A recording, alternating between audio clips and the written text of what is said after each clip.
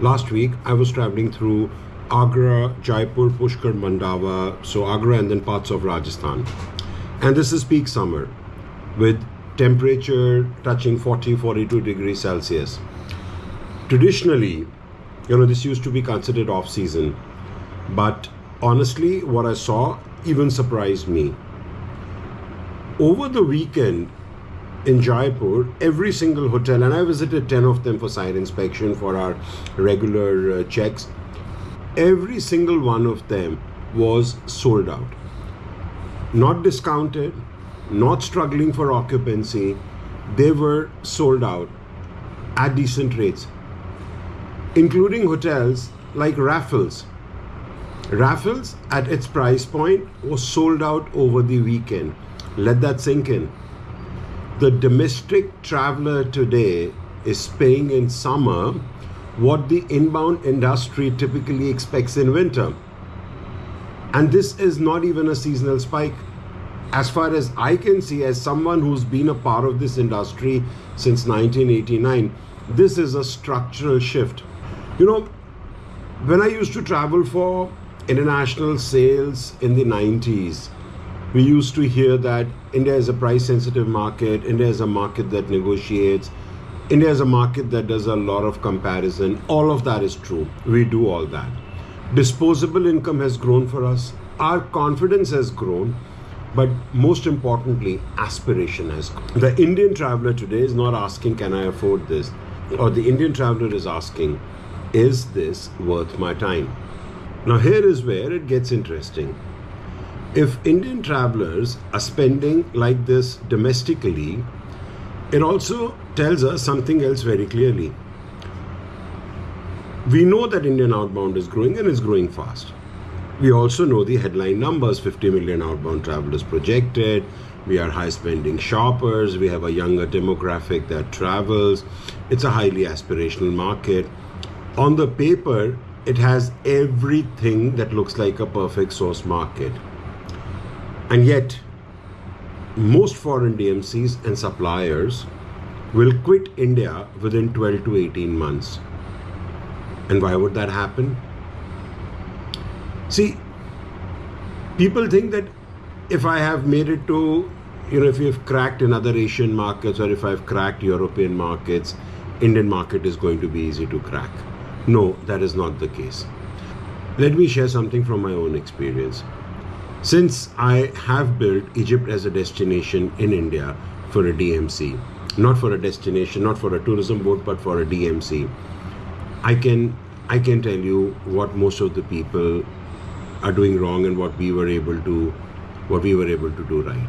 Over a period of 4 years, we took hundreds of groups to Egypt. And I can tell you this very clearly. Indian travelers love to shop. In many cases, they shop way more than what the Western travelers do. So the idea that India is not a good spending market is simply not true. There is a lot of demand. There is a willingness to spend.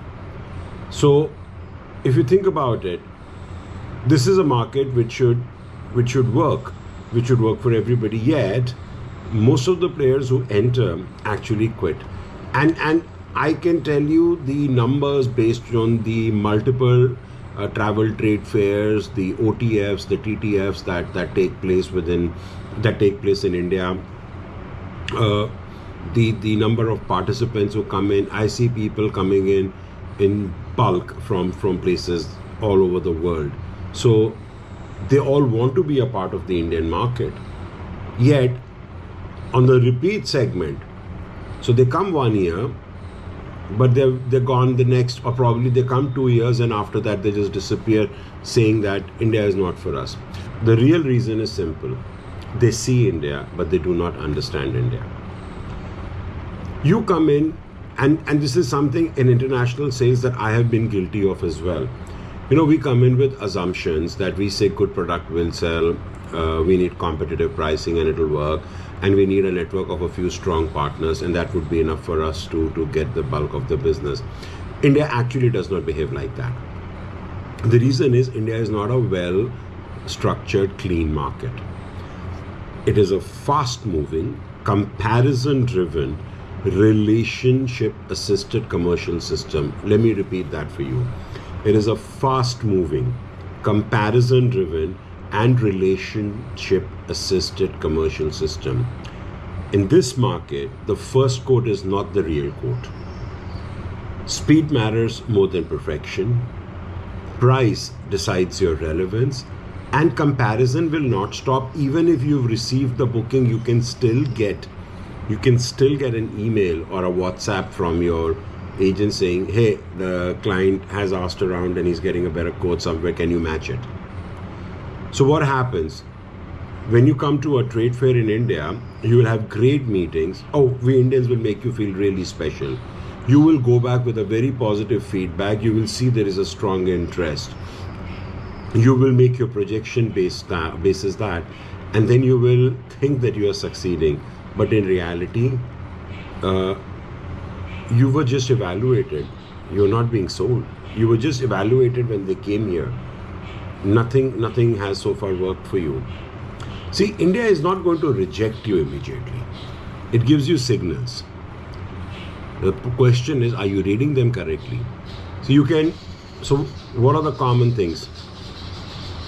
You misread interest as traction.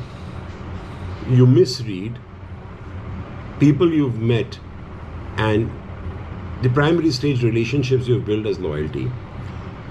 And you misread the activity that happened as business. And slowly, and I say this with utmost respect to all the work your teams have done, and slowly, without realizing, you will start losing. It will start with the margin, then you will start losing the attention, and then you'll not stay relevant at all. And then one day you will wake up and you will say, India is a difficult market. Let me tell you, India is not difficult. India is different. India is precise. And it will only reward you if you understand how it works. And it will be the first market to expose you if you don't understand how it works. So here is the interesting part. Our hotels also did not understand this. Way back, as I said, I've been traveling since the early 90s. Our own hotels did not get it. But once they did, they're seeing the result. A houseful Jaipur in 40 degrees heat at strong rates, that is just not the demand. That is understanding, meeting opportunity. And that is the real shift. So if you're looking at India just as the source market, don't look at the numbers. Look at the behavior, understand the behavior, because that's where the real game is. And let me tell you, that's where over 90% people get it wrong.